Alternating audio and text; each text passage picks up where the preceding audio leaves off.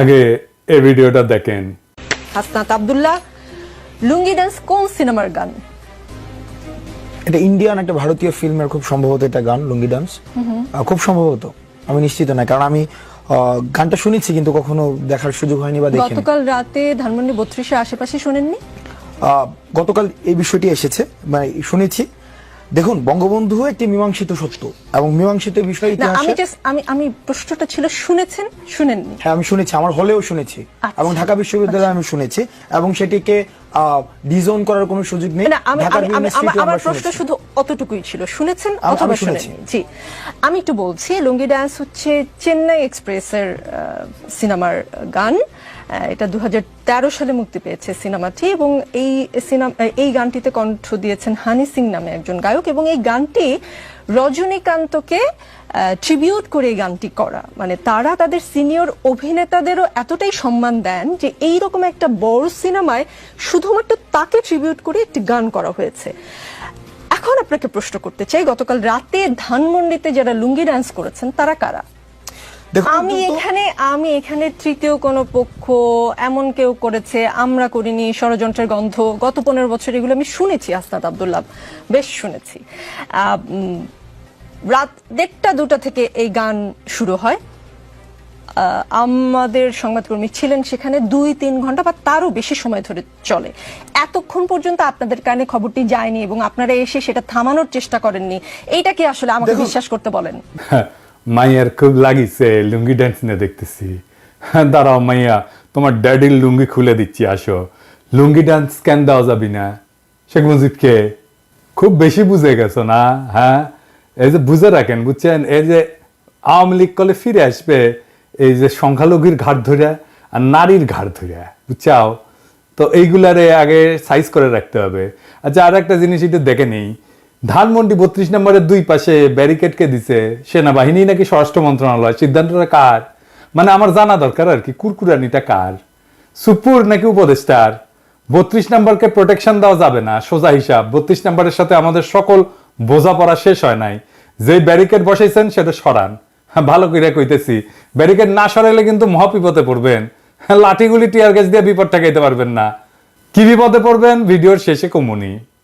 ধানমন্ডি 32 নম্বরের সাথে আমাদের হিসাব আছে।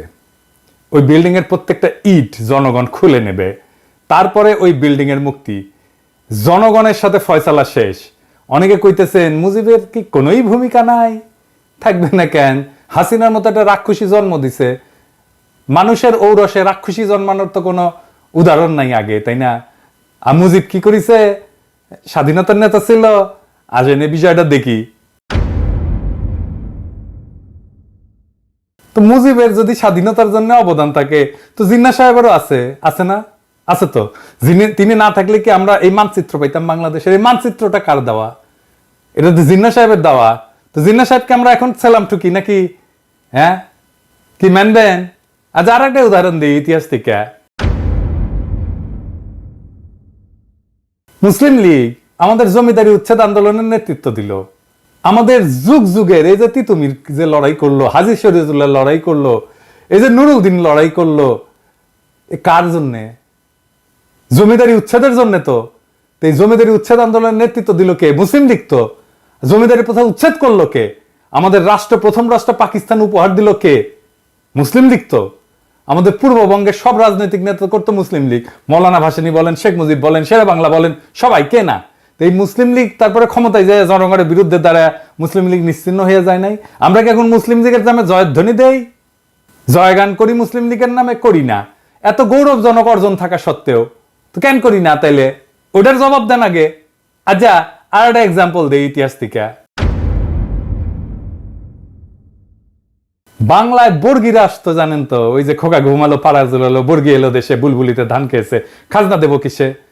1741 সাল থেকে মারাঠারা বাংলায় আক্রমণ করে লুট তরাজ, ধর্ষণ, কি না কি, খুন খারাপি, এই সমস্ত চালাইতে থাকে। পরবর্তী দীর্ঘ 10 বছর ধরে মারাঠাদের এই আক্রমণ চলতে থাকে। এরাই হইতেছে সেই বর্গি যাদের কথা আমি বলছি আগের এপিসোডে। সে অংশটা দেখান এডিটর সাহেব, গঙ্গারামের কবিতা সহ। সবাই পালাই গেছে বর্গি আসার খবরে। তারপরে গঙ্গারাম লিখতেছে, এই মতে সব লোক পলাইয়া যাইতে আচম্বিতে বর্গি গেরিল আইসার সাথে। মাঠে গেরিয়া বর্গি দেয় তবে সারা, সোনা রূপা লুটে নেও আর সব সারা, কারু হাত কাটে কারু নাক কান, একই চোটে কারু বধে পড়ান, মোহিনী স্ত্রীলোক বান্ধি ধৈরা লইয়া যায়, আঙ্গুঠে দড়ি বান্ধি দেয় তার গলায়, একজনে ছাড়ে তারে আর একজন ধরে, রমণের ভারে তাই শব্দ ফারে, আকাশ বাতাস কান্দে কান্দিছে পাষাণ, রাখো কিষ্ট কালী আল্লাহ ভগবান। কি বুঝলেন? শুধু সম্পদ লুইটা মাইরা কাইতেই যাইতো না, নারীদের কি নিদারুণ অসম্মান করত। এই ইতিহাস আপনাকে কেউ বলছে? বলেনি, বলবেও না। শুধু শুনবেন 2 লাখ মা বোনের ইজ্জতের বিনিময়ে স্বাধীনতা পাইছি, যেন এর আগে কোনো আমাদের ইতিহাস নাই। এই যে বর্গীদের অত্যাচার, এই যে বর্গীদের আক্রমণ, এই যে বর্গীদের নিপীড়ন, এটা বর্গীদেরকে কে পরাজিত করছিল জানেন? কে বাংলার অসহায় মানুষদের মুক্তি দিছিল বর্গীর অত্যাচার থেকে নিজ বিক্রমে? কে? কোন সেই বীর জানেন? জানেন না? না, নাম বললে অবাক হবেন। সে মুক্তিদাতার নাম আমরা জানি, কিন্তু তার এই অবদানের কথা আমরা কখনো বলি না, বলবো না। কেন বলবো না? কারণ সেই বীর যে বর্গীর আক্রমণ থেকে বাংলাকে বাঁচাইছিল, বর্গীদের পরাজিত করছিল, সমূলে নির্বংশ করছিল, তার নাম হচ্ছে মীর জাফর আলী খাঁ। হ্যাঁ, সেই মীর জাফর, যে পলাশির আম্র কাননে সমস্ত সৈন্য নিয়ে নিশ্চুপ পুতুলের মতো দাঁড়াইছিল, সেই মীর জাফর আলীবর্দী খানের তরুণ সেনাপতি হিসাবে বর্গীদের পরাস্ত আর সমূলে পরাজিত করে। এই জন্য আলীবর্দী খান এতই তারে পছন্দ করত যে তার সাথে আত্মীয়তার সম্পর্ক করে এবং উড়িষ্যার শাসনকর্তা নিয়োগ করে। শেখ মুজিবও আর এক মীর জাফর।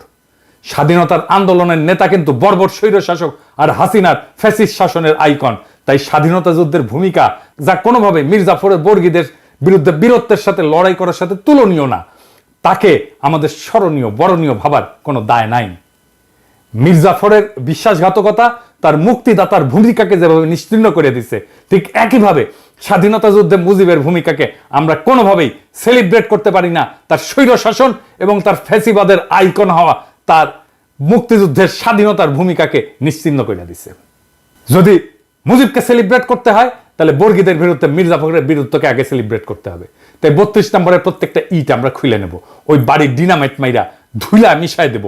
ওইটা ফ্যাসিবাদের আইকন। ওই ব্যারিকেড রাখছে না, ওই ব্যারিকেডের উপরে মুদবেন লাইন ধরে স্যাট স্যাট করে, আর প্লাস্টিকের প্যাকেটে করে কাঁচা গু নিয়ে যায় ওর মধ্যে ছুঁড়ে মারবেন। মানুষের গু হোক, কুকুরের গু হোক, বিড়ালের গু হোক, যাই হোক, ভিতরে ছুঁড়ে মারবেন। যতদিন ওই ব্যারিকেড রাখবে ততদিন ছুড়বেন, ততদিন মুদবেন ওইটার উপরে। কোনোভাবে ওই বাড়িকে টিকতে দিবেন না। মনে রাখবেন, ওই বাড়িতে যদি সংস্কার কাজে কেউ হাত দেয়, সেই এই প্যাসিবাদের পুনরুত্থানের জন্য কাজ করতেছে।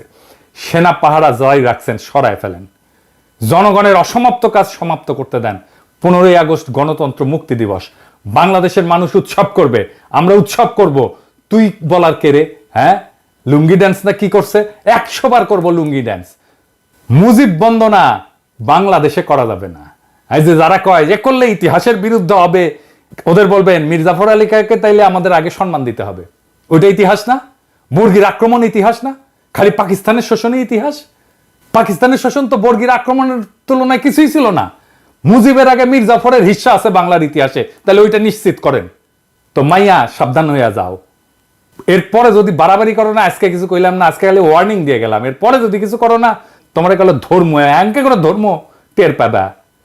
এবার আসেন একজন শহীদের আলাপ করি। 20 জুলাই ঢাকার সাভার বাসস্ট্যান্ডে গুলিতে নিহত হয় ক্ষুদ্র ব্যবসায়ী কুরমান শেখ। কুরমান শেখ ছিল শারীরিক প্রতিবন্ধী। সে প্রতিবন্ধী ভাতাও পেত। কালুখালীর রতনদিয়া রেল লাইনের পাশে জরাজীর্ণ টিনের ঘর ছাড়া তার কোনো সম্পদ নাই। 1.5 দশক ধরে ঢাকার সাভার বাসস্ট্যান্ডে একটা ছোট্ট ঘরে দৈনিক ভাড়া ভিত্তিতে মুরগির ব্যবসা করতেন। সাভার মাছবাজারের পেছনে ভাড়া বাসায় স্ত্রী শিল্পী খাতুন, ছেলে রমজান শেখ এবং মেয়ে মিতু আক্তারকে নিয়ে বাস করতেন তিনি। দরিদ্র ছিলেন, কিন্তু সুখের সংসার ছিল।